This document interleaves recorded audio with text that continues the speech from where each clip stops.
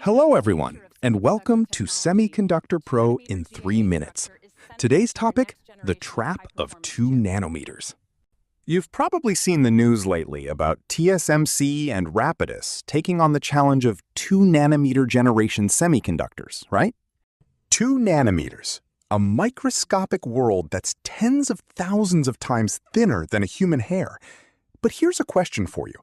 Do you actually know which part of the chip this 2 nanometers really refers to? Here's a slightly surprising fact for you.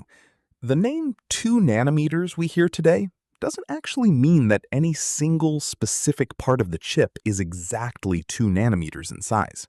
Back in the old days, there was a time when the transistor's gate length was relatively close to the technology number itself. But pushing miniaturization too far runs straight into the physical limit. Electricity starts leaking out on its own, completely uncontrollably. That's exactly why three-dimensional transistor structures came onto the scene. Planar transistors evolved into FinFET, and now today into the GAA, gate-all-around structure. GAA, you can think of it like this. Imagine taking a one-story building and rebuilding it as a multi-story tower. By wrapping the gate completely around the channel where the electricity flows, they suppress leakage while pushing performance even higher. So what about the actual size in this latest structure?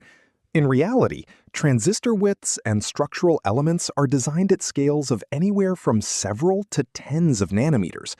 In other words, parts that are much, much larger than 2 nanometers still exist all over the place. And here's where it gets even more interesting.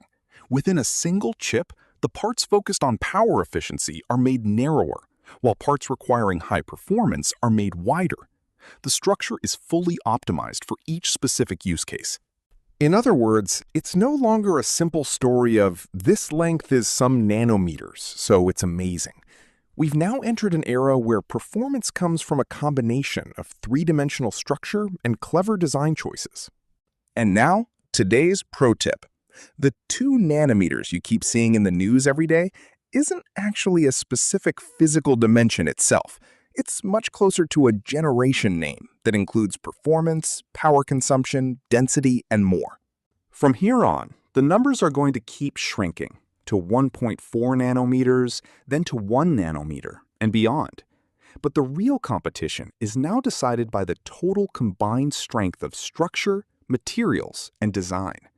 The semiconductor world has entered an era where the substance behind the name matters far more than the name itself. That's all for today's 2 nanometer trap episode of Semiconductor Pro in 3 minutes. If you found this video interesting, please like, subscribe, and I'll see you in the next video.